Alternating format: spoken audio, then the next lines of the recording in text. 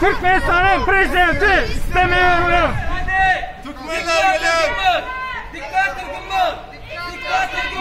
Türkmenistan prezidenti ve onu zorlayanlar.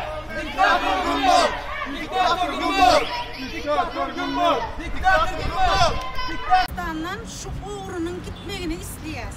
Biz klovun diktatör prezident istemeyiz. Hiç kime gerekmedik. Aydım Adya, hiç kime gerekmedik.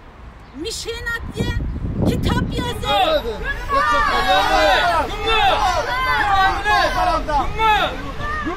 Adamların hizmetine edip gören adamlar gidip öz yurdumuzda şol işler ettik, o yurdumuz gülle döledir.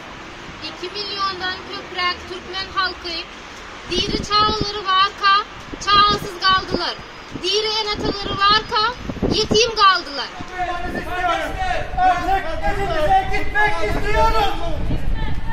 Artık yolumuzu kurmak istiyoruz.